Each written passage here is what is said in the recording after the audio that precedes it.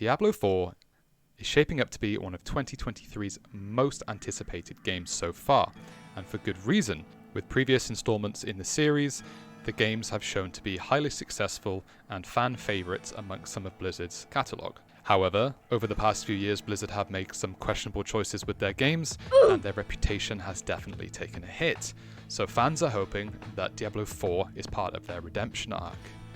With the early access and open beta just around the corner, today we're going to be looking at all the different options available to purchase Diablo 4, gaining access to the early access and open beta, and which ones might be best suited for you. So let's dive right in. Hey everybody, Defender here, and welcome back to another video. I hope you're all having a wonderful day, and just as excited as I am for Diablo 4. Now, Diablo 4 is going to have an early access in March 17th to 19th, which is exclusive to pre-purchases only. It also has an open beta on March 24th to 26th, which is available to anybody interested in trying the game that hasn't pre-purchased as well. Now, currently there are 3 options available for purchase for PlayStation 5, Xbox Series XS, PS4, Xbox One, and PC. And we're going to go through those 3 options today. You have the Standard Edition, Digital Deluxe Edition, and the Ultimate Edition. So now let's break down each of these versions so that you can better decide which one suits you. Looking at the Standard Edition, we can see you get a copy of the Diablo 4 game, as well as open beta early access starting from March 17th to 19th, as well as a Lightbearer mount, and some additional goodies for various Blizzard games. We have the Diablo 3 Inarius Wings and Inarius Murloc Pet. We have the World of Warcraft Amalgam of Rage mount and the Diablo Immortal Umber Wing Darkness cosmetic set. Now, in my opinion, the real value in this version comes from the early access on March 17th to 19th and the Lightbearer pre-order mount. All the additional goodies for the other Blizzard franchises, in my opinion, are not worth anything. These are, of course, subjective to individuals that play the other games in Blizzard's catalogue. So we take those, we put them aside, and the value here we're looking at is probably what most people will consider purchasing for the average player. Moving on to the Digital Deluxe Edition, this one is priced at $90, and in typical pricing strategies, we can see here that they've added extreme value to this middle purchasing option. Now, not only do you get all of the Standard Edition items included, but there are some extra goodies and some ridiculously good value incentives in this package.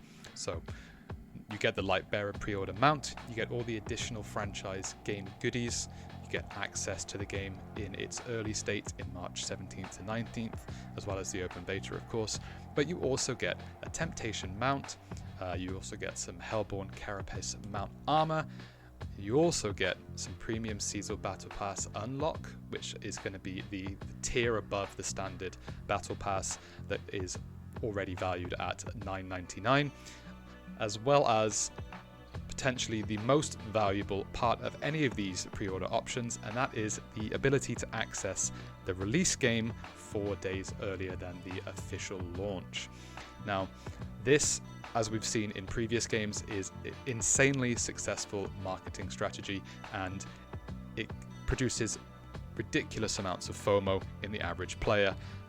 Now, I think if you're not some gamer dad working a full-time job that can only put in a few hours in the week and maybe a weekend warrior, this is going to be the edition that everybody else is going to be drawn to. Lost Ark was insanely successful at its head start, its kind of early access, if you will, on its launch. I think some of the metrics even showed that roughly half of the peak player base were part of the head start system. So as you can see, it's a huge incentive, and I mean, it really just shows other people how committed you are to playing the game. And let's be honest, those 4 days are more than likely going to be enough for the average person to complete the maximum level requirement to get into the end game systems of Diablo 4. And that is where, in my opinion, the highest value comes from in this Digital Deluxe Edition. Now, It is worth noting that there is another version higher, and we'll go into that, and that's the Ultimate Edition, which is claimed to be the best value on the Blizzard pre-order store. Now what this has is everything else that the standard and the digital deluxe editions have, but it also has an accelerated season pass unlock, which says it includes a premium seasonal battle pass unlock plus 20 tier skips and cosmetics, okay? And you also get a Wings of the Creator emote, which gives you Inarius's wings to use as an emote in game. So really, all the Ultimate Edition is going to give you of any value is the premium pass tier skips and cosmetics. And what we know about the battle pass so far is that Blizzard have stated it is a strictly cosmetic based system with a price starting at $9.99. So that is included in both systems, and the tier skips is really just going to speed up the process of you obtaining some of that gear. So now that we've looked at all three of the options available for pre-order, we can go through and decide what's best for you. Well, in my opinion, without a shadow of a doubt, the Digital Deluxe Edition is definitely targeted towards the majority of gamers looking to play this game. So the value, of course, is exceeding the price difference from the standard edition, and that is done on purpose to incentivize you to pay that extra bit of money, reach that gap of allowing you access 4 days head start early access to the game at launch, which gives you such a huge advantage over people playing the game on the official launch day. And this is for multiple reasons. Okay, so obviously there's the FOMO of starting late, as we've seen before in Lost Ark and games like Hogwarts, which had insane success on their head starts. But also, if we look at the release date for Diablo, it's actually due to release middle of the week on its official launch. So the 4-day early head start would be a Friday following into a weekend. And this is an insane opportunity for people that also work to enjoy the 4-day head start to its fullest potential and get ahead of everybody else. And this, of course, when you're looking at a game with end game farming and loot grinding options, and with eventually battle seasons and challenges following up as well, it's a huge incentive to purchase the higher price. So off the bat, we can see that the digital deluxe version for the majority of people interested is going to be the best option. That being said though, if you are just a very casual player and you're not looking to purchase cosmetic skins in the game or dive deep into the game with hundreds of hours, the digital standard edition will probably be more than enough for you. You're able to play the open beta still later in the end of March and make decisions for yourself if you want to continue to play the game on release, or if you actually would be interested in the cosmetics. But if not, then the standard edition, of course, would be good for the most casual players. And then that leaves the Ultimate Deluxe Pass, and really, I can't recommend this one to anybody. I don't see the inherent value of tier skips. I mean, of course, every game with a battle pass of some form or a seasonal pass of some form offers the ability to purchase skips of the pass.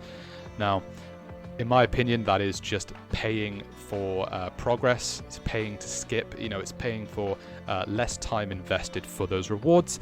But if you're already planning to play this game for hundreds of hours, you're going to achieve those seasonal milestones anyway, so you don't need those skips. You're going to be getting those cosmetics and those rewards at a later date anyway, and as it is just cosmetics that we know of so far, it's not going to hinder or enhance your gaming experience outside of aesthetics.